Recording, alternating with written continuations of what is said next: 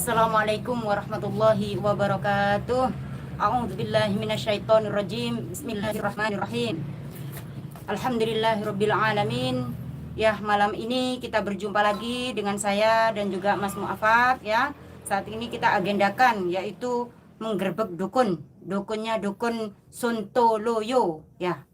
Dukun Sontoloyo yang pastinya ada sangkut pautannya dengan pasien kami yang kami atasi dan kami tangani, pasti ada sangkutannya dengan itu. Kalau saya terjun langsung yaitu menggerebek dukun itu karena ada sangkut pautannya dengan pasien-pasien kami yang datang ke pondok untuk berobat. Untuk sahabat-sahabat Geo, sahabat-sahabat GIF dimanapun berada, mungkin saat ini yang lagi di jalanan, yang lagi di tempat istirahat, yang lagi di rumah sedang santai dengan keluarga, saksikan terus, doakan kami, tunggu kami, perkembangan kami seperti apa untuk kelanjutannya, seperti apa ke depannya, maka tergantung doa dari saudara-saudara semua. Oke, mungkin tidak panjang lebar dari kami. Sebelum kami menggerebek dukun, sebelum kami berbincang-bincang dengan dukun, mari kita buka dengan sholawat. Mari bersama-sama bersolawat. Allahumma sholli wa sallim ala sayyidi wa habibi wa tabibi qalbi wa jasadi wa ruhi sayyidi Rasulillah Muhammad ibni Abdillah as-sadiqil amin wa ala alihi wa sahbihi ajma'in. Satu kali lagi. Allahumma salli wa sallim ala sayyidi wa habibi wa tabibi qalbi wa jasadi wa ruhi sayyidi Rasulillah Muhammad ibni Abdillah as-sadiqil amin wa ala alihi wa sahbihi ajma'in. Al-Fatihah ya.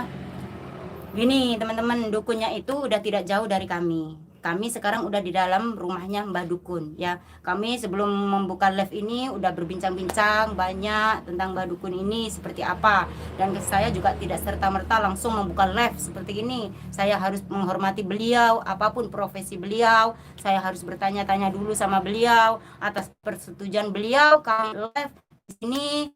Karena tidak mau saya juga tiba-tiba gerbek gitu kan. Beliau pastinya punya keluarga yang saya harus jaga keluarganya, kehormatan beliau ya. Walaupun apapun itu profesi beliau. Tujuan kami bukan untuk menjatuhkan seseorang. Tujuan kami di sini untuk mengajak seseorang kembali kepada jalan Allah. Itu harapan kami ya. Oh ya, dan juga pesan-pesan untuk teman semua yang di luar sana yang pernah bilang perempuan itu lebih baik di rumah. Perempuan itu yang paling baik adalah di rumah. Begini teman-teman. Di zaman Rasul dulu banyak perempuan yang jihad di jalan Allah, bahkan keluar dari rumah. Memang perempuan itu lebih baik di rumah. Ya, kalau sama suami disuruh di rumah, tapi ada dua di sini ditimbang. Kalau memang perempuan itu di luar sana banyak manfaatnya, maka Allah akan menimbang. Semua akan ditimbang oleh Allah ya. Banyak manfaatnya atau banyak mudaratnya. Kalau orang berprinsip, wah perempuan itu harus di rumah, perempuan itu enggak harus keluaran sana. Dalam Islam semua akan ditimbang. Kalau memang di rumah sama suami disuruh di rumah saja, nggak boleh kemana-mana. Kalau memang kata suami jangan kemana-mana, udah di rumah saja. Suami yang taat kepada Allah, suami yang benar-benar menjalankan perintah Allah, boleh patuh kepada suami. Tapi ada satu, kalau memang perempuan itu di luaran sana banyak manfaatnya, dibutuhkan oleh umat ya, memang diharapkan oleh umat, banyak membantu umat, maka kita harus bertanya kepada suami. Kalau suami itu taat kepada Allah, takut kepada Rasulullah, insya Allah suami itu akan ridho, akan mendukung perempuan itu untuk keluar dari rumah, berjuang di jalan Allah. Itu adalah suami yang taat kepada Allah. Ada dua pilihan ya. Makanya jangan suka ngejas kalau perempuan itu lebih baik di rumah ya. Kita harus tahu hukum agama juga harus kita pelajari. Maka di situ akan ditimbang kalau memang perempuan itu banyak manfaatnya di luar dan suami tidak mendukung nih. Oh, saya sebagai muhajid, pejuang Islam ya, berjuang di jalan Allah. Suami menentang, jangan, kamu di rumah aja, harus nurut pada suami. Lihat dulu, suaminya ini taat agama atau enggak? Ya, kalau suami udah taat agama, yang pasti suami itu akan mengizini perempuan itu keluar dari rumah, menjadi seorang pejuang di jalan Allah. Bukan cuma di zaman sekarang. Kalau ada orang bilang, ibu gitu kan, umi di rumah aja, nggak usah ikut-ikutan ya. Di sini kita timbang. Dalam Islam pasti akan ditimbang. Ini banyak manfaatnya atau banyak mudaratnya. Kalau memang banyak manfaatnya untuk agama Allah terutama, untuk membela perjuangan Rasulullah, maka perempuan pun harus, perjuangan butuh perempuan ya. Adanya kesuksesan dalam negara itu juga adanya perempuan. Banyak sekali di zaman dulu perempuan hebat. Maka dari itu sekarang ini udah waktunya, udah saatnya perempuan harus mendukung perjuangan seorang suami. Tanpa dukungan seorang istri maka suami akan lemah ya. Karena kehebatan seorang suami itu di belakangnya ada perempuan yang hebat. Jangan putus asa, perempuan juga harus keluar dari rumah kalau memang itu banyak manfaatnya ya. Terkecuali ini perempuan keluar dari rumah itu banyak mudaratnya, gak ada manfaatnya. Oh, di luaran cuma gaya-gaya, pamer kecantikan ya, menarik hawa nafsu laki-laki. Lebih baik kamu di rumah saja, mengurus anak, mengurus suami. Tapi kalau memang perempuan itu dibutuhkan oleh umat, keluar dari rumah ya. Insya Allah Allah akan mempertimbangkan semuanya. Allah akan lebih ridho kamu di luaran sana daripada di rumah gitu ya. Gak lama lagi, ini cuma sekilas ya, saya baca komennya di situ. Lebih baik menjadi perempuan itu di rumah saja. Semua yang saya lakukan, saya pertimbangkan, saya musyawarahkan dengan suami, dengan guru-guru kami. Saya tidak akan pernah melangkah dari rumah tanpa ridho suami. Saya tidak akan pernah melangkah dari rumah kalau tanpa izin dari suami dan guru-guru kami. Maka dari itu, ini sebagai contoh, semoga menjadi contoh bagi perempuan-perempuan di luar sana yang masih takut. Oh, saya takut, suami saya berjuang malah dilarang, dicegah. Jangan ya. Kalau bisa suaminya berjuang, izini, ridhoi, ikut bareng-bareng. Di dunia bersama, di akhirat harus bersama. Begitu ya teman-teman. Oke, kita langsung saja ke Mbah Dukunnya. Mari. Assalamualaikum warahmatullahi wabarakatuh. Hei, kaget saya Mbah, ngeri aduh. Gimana ini? Belum apa-apa kok udah disambut dengan tawa Mbah. Gimana? Gini Mbak, santai, slowly ya. Santai Mbak, saya datang ke sini itu tujuannya baik Mbak, untuk satu rohim yang pasti. Ya. Jangan gitu, kaget saya Mbak. Saya punya penyakit jantung ini Mbak. Ya. Sampai belum apa-apa udah ketawa kayak gitu, kayak malampir aja. Ya. Gini tujuan saya ke sini, satu untuk silaturahim. Gak apa-apa ya Mbak, silaturahim ya? Ya. Gak apa-apa ya? Enggak. Mbak gak marah ya? Enggak.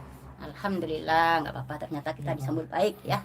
Karena memang sebelum kami bincang seperti ini udah ngobrol-ngobrol santai tadi ya. Alhamdulillah beliau mengizini untuk di live kita berbicara ya Mbak. Tadi kan udah Terus ini kalau boleh tahu nih Mbak, nama Mbak ini siapa? Mbak Kiem.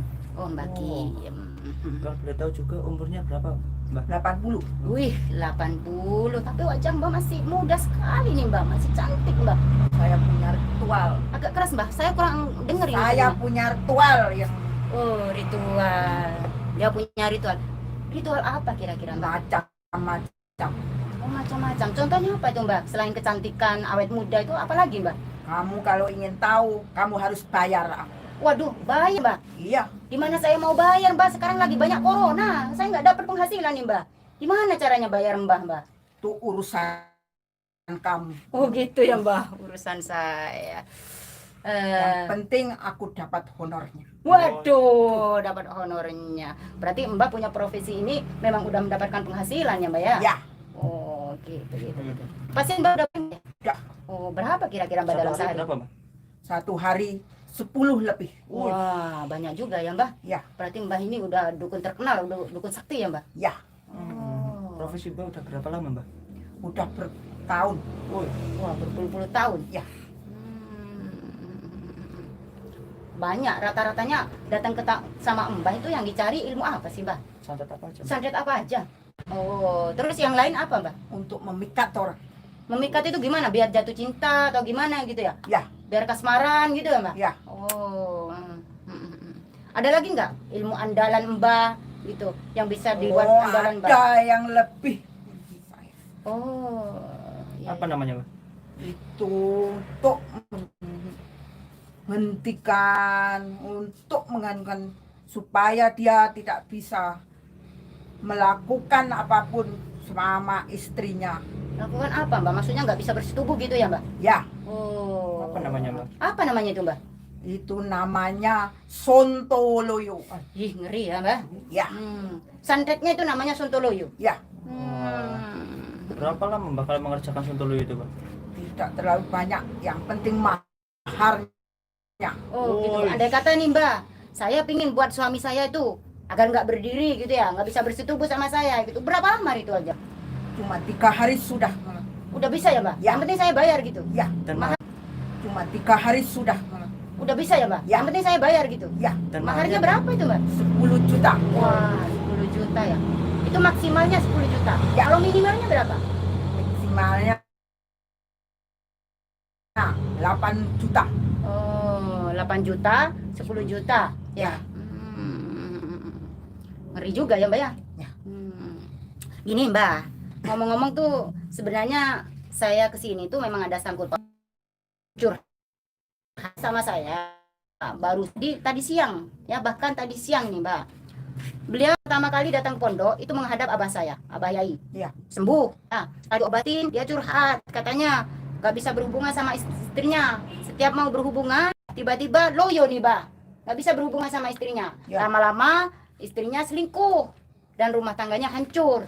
Akhirnya orang ini Mbak putus asa, nggak semangat hidup, berbuat apapun udah males gitu ya. Ya. Karena udah mau nikah lagi pun nggak mungkin ada perempuan yang mau begitu Mbak. Ya. Akhirnya beliau datang ke pondok, temulah sama abah, dia ambillah itu ya, ternyata dilihat ada sihirnya Mbak, diobati sama abah saya, diambil kodamnya, ternyata katanya ada gendruwo di situ Mbak, diambil kodamnya sama abah saya. Nah setelah itu 1 minggunya, udah 1 minggu beliau berobat, abah saya dalam keadaan sakit ya, karena kecapean, karena keletihan, karena kelelahan. Akhirnya saya turun tangan Mbak. Nah ternyata saya sendiri yang menangani pasien itu. Beliau curhat seperti itu, seperti yang dicurahkan sama abah saya. Ya. Nah saya coba nih, saya ambil kodamnya ya, memang gendruwo, di situ ada gendruwo. Katanya udah lama sekali beliau itu udah berobat kemana-mana, tetap aja nihil, nggak pernah sembuh gitu kan, sembuh kambuh lagi. Orangnya sampai hampir putus asa, sampai mau bunuh diri nih Bah. Dampaknya gara-gara itu. Gimana seorang laki-laki masih muda ya kan, syahwatnya udah nggak ada, mati setiap syahwat, mau berhubungan mati, sampai mau bunuh diri nih Bah. Bahayanya seperti itu. Akhirnya saya ketemu Mbak kan, antara Sukma dan Sukma. Ya. Ada sangkut pautannya dengan Mbak nih. Itu pasien saya. Oh, ternyata pasiennya nih Mas Muafak ya. Akhirnya Mbak ngaku ya. Ya. Benar itu pasiennya Mbak ya? Ya. Oh begitu, makanya saya datengin Mbak. Solusinya hanya satu, saya harus datengin Mbak. Kalau enggak dia pangkas akar-akarnya, tetap aja percuma. Mau berobat kemanapun beliau tetap akan seperti itu. Diambil kambuh lagi, diambil kambuh lagi. Kalau tidak dihadapkan kepada akarnya, ternyata embalah akarnya, ya Mbak ya. Ya. Begitu, betul. Berarti saya nggak salah sasaran ya Mbak. Nggak. Gini, kalau bisa saya itu mau minta tolong sama Mbak. Minta tolong sembuhin nih pasien saya. Nggak mau. Beliau minta tolong sama saya. Saya udah berusaha, tapi masih tetap kayak gitu. Jadi saya sekarang minta tolong sama Mbak, gimana caranya bisa sembuh. Saya tidak mau. Waduh, jangan kayak gitu Mbak, kasihan nih, sampai rumah tangganya berantakan, sampai mau bunuh diri, hartanya habis untuk berobat. Kasihan kan Mbak? Saya tidak mau. Gimana Hanya caranya? dia sudah bayar aku dengan mahal. Oh, orang yang menyuruh itu udah bayar dengan mahal. Ya. Oh, gitu ya. Jadi Mbak udah punya perjanjian. Ya. Gak mau ini, apapun yang terjadi Mbak tidak mau mengobati. Tidak mau.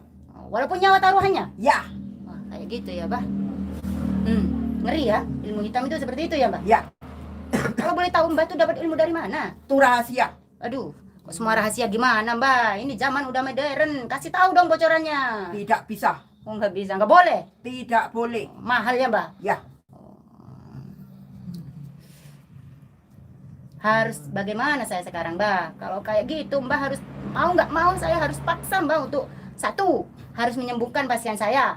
Yang kedua, kalau Mbak masih ngotot tidak mau, maka saya juga harus mengambil ilmu Mbak. Saya tetap tidak mau. Bener Mbak, tidak mau? Tidak mau. Saya tidak mau kayak gini nih, kasar-kasar nggak mau. Saya orangnya keras, Mbak, ya. Saya orangnya keras. Kalau Mbak diajak baik-baik, sekali dua kali Mbak masih tetap ngotot, saya orangnya bisa emosi. Beda sama Gus Idris, Mbak. Orangnya sabar beliau. Saya tidak mau. Gitu ya Mbak ya. Jangan pancing emosi saya Mbak. Ya, jangan pancing emosi saya. Saya beda, posisi saya sama Gus itu beda. Gus orangnya sabar. Ya, sabar sekali walaupun menghadapi siapapun sabar. Saya beda, saya orang Madura. Ngamuan Mbak. Saya juga bisa. Wah gitu ya Mbak. Aduh, jadi nggak takut ini gimana nih? Tidak bisa. Pokoknya saya tetap tidak mau untuk menyembuhkan. Waduh, gitu ya. Serba salah ya Mbak ya.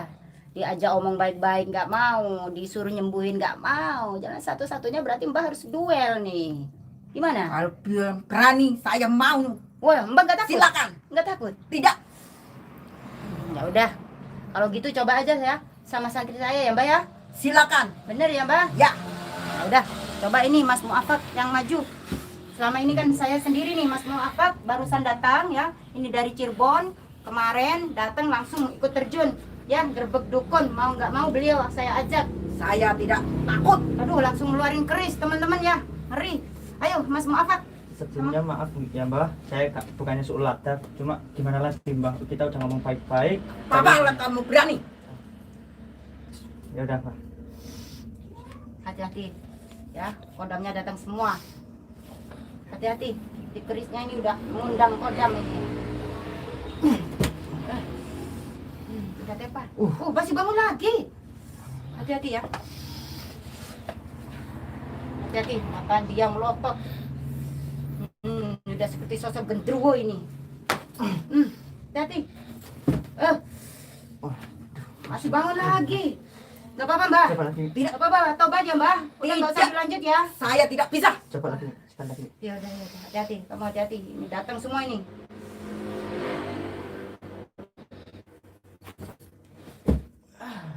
Masih bangun lagi. Mana? Udah Mbak, Gimana ya ini? udah. Kita nggak mau tarung-tarung kayak gini Mbak. Udah ya. Udah ya. Tidak bisa.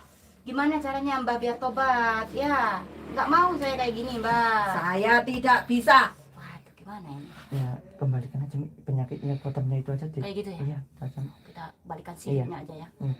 Saya nggak mau tarung-tarung Mbak. Ya, kata santri saya sama kata Mas Muafak ya. Mau nggak mau kita kembalikan aja ya. Silakan. Kita kembalikan sama tubuhnya. Ayo kita balik aja bareng-bareng. Ya, mohon maaf. Kodam yang di pasien saya mau nggak mau harus saya ambil dan kembalikan sama Mbak ya. Tidak takut.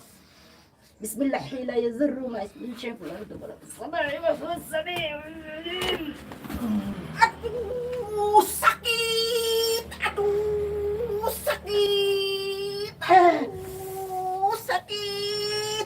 Aduh. Ampun enggak Bang? Ampun. Ampun apa enggak? Tobat. Ampun apa enggak? Ampun. Rasanya nih Mbak seperti ini nih rasanya Mbak menyiksa orang. Ampun, tobat. Ampun, tobat. Gimana dibiarkan aja ya seperti ini ya? Biar merasakan sakitnya ya. Ampun. Gimana teman-teman? Seperti ini nih. Dia menyiksa orang ya. Ampun, ampun. Gimana teman-teman? Biarkan aja ya. Biarkan seperti itu kesakitan ya. Ampun. Mbak mau tobat apa mau kita biarkan seperti itu aja? Mbak saya tinggalkan ya. Ampun, aku tobat. Ampun. Mbak akan Aku kesakitan tobat. seperti itu. Ampun, ampun. Aku tobat. Ampun, aku tobat. Ya udah teman-teman nggak Ampun, kasihan ya. aku Ini tobat. kodam yang di pasien saya kembalikan nih sama mbahnya ya. Biar merasakan bagaimana rasanya menyiksa orang bertahun-tahun. Dan ini yang disiksa bukan cuma sekali dua kali. Aku tobat. Gendero aku kembalikan pada dia. Biar merasakan. Kita siksa dulu sebentar ya. Kita siksa dulu sebentar. Biar merasakan sakitnya. Ampun, aku tobat. Jangan diulangi lagi ya. Ampun, tobat. Kalau nggak disiksa kayak begini nanti aku tobat. nggak akan tobat, cuman aku bohong-bohongan. tobat. Ampun, aku tobat. Saya udah sering kali dibohongin oleh dukun-dukun Mbak. Aku tobat. Ampun, aku tobat. Ya udah kasihan juga nih. Kasihan Aku juga nih. tobat. Udah diambil aja ya, diambil aja ya. Aku tobat. Udah ini ya diambil aja. Ayo Aku diambil aja. tobat. Ampun, aku tobat. Apaan? Ampun, tobat. Tobat, aku ampun. Tobat, aku ampun. Tobat. Udah ya, Mbah? Gimana? Nggak apa-apa, Mbah? Sehat? Alhamdulillah. Mbah tobat ya? Nggak apa-apa ya? Kodamnya diambil ya? Biar pasien saya juga sembuh Amin. total ya? Kapan, Mbah Mbak, ya? pun ya? Amin. Jangan mengulangi lagi ya? Ya. Ya. ampun. Ini di sini nih ada apa? Ada kodamnya? Masih ada kodamnya ya, Mbah? Iya. Diambil aja, Le. Diambil aja biar nggak dibuat perbuatan yang nggak baik lagi. Diambil lagi, masih ada. Ya udah ya, Mbah. Saya ambil ilmunya, Mbah tobat jadi orang baik-baik ya. Tobat. Jangan melukai orang lagi. Kasihan. Banyak sekali yang datang ke pondok itu pasien Iya. yang gara-gara kayak gini Ya, tanda-tandanya aku teman-teman tobat. ya. Setiap Ya. beliau itu mau berhubungan intim, tiba-tiba mati, lemas. Mau Ya, berhubungan intim, aku tiba-tiba mati, lemas. Kalau perempuan gatal-gatal, itu adalah ilmu Sontoloyo ya, Mbak ya. Iya. Santet Sontoloyo. Jadi buat teman-teman di luaran sana yang merasa ada keanehan, kenyelenehan, ada contoh-contoh yang seperti ini, ingin berhubungan sama istrinya, tiba-tiba nggak sanggup lagi, nggak biasa seperti biasanya, nggak normal seperti biasanya. Coba teman-teman bisa datang ke pondok, diperiksa ada apa, nggak usah galau ya, nggak usah bingung, nggak usah putus asa, tetap ikhtiar. Siapa tahu ada obatnya ya, begitu ya, Mbak ya? Iya. Pasti ada obatnya ya, Iya. Mbak harus tobat ya. Iya. Dan ini contoh bagi dukun-dukun di luaran sana yang suka ya menyakiti orang lain. Kami tidak akan tinggal diam. Kalian akan terus membuat keonaran, kami juga tidak akan pernah tinggal diam. Apapun yang kalian lakukan, kalian lelah, saya capek, saya letih, kurang tidur, kurang istirahat, tapi kalian sebagai orang yang menguasai ilmu hitam juga jarang tidur kan, Bah? Iya. Sering ritual kan? Iya. Tidurmu pun berkurang kan? Iya. Ini contoh bagi dukun-dukun di luaran sana ya.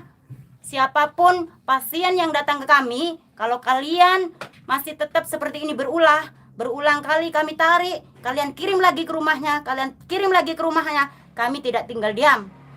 Itu ingat-ingat ya. Kalian mau menyerang, mau mengumpulkan semua dukun menyerang kami tidak akan pernah lelah dan tidak akan pernah menyerah selagi nyawa dan hidup kami masih ada di dunia ini.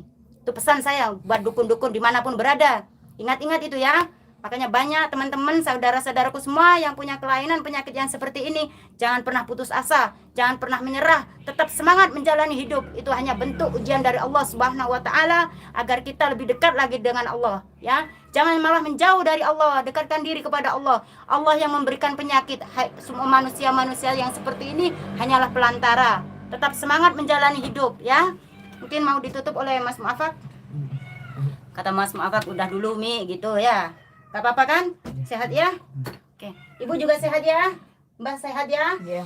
Tobat ya? Iya. Udah, zaman udah tua, udah mau kiamat ini, Mbah. Kita bareng-bareng kita berantas dukun-dukun ya, Mbak ya. Iya. Kita jalani jalan kebaikan ya. Dimanapun pesan saya untuk para dukun, dimanapun kalian makin semangat untuk menyantet orang di mana-mana. Kami akan jauh lebih semangat. Ya, kami akan membentuk laskar-laskar untuk melawan kalian, untuk melawan kemungkaran. Itu pesan kami. Ya udah, mungkin itu aja yang bisa saya sampaikan. Mohon maaf kalau banyak kekurangan dari kami, keluarga Thoriqul Jannah, keluarga Gift, keluarga Gio, dimanapun yang sangat mencintai kami. Mohon maaf, beribu maaf. Doa kalian yang kami selalu harapkan. Akhirul kalam. Wassalamualaikum warahmatullahi wabarakatuh. Waalaikumsalam warahmatullahi wabarakatuh.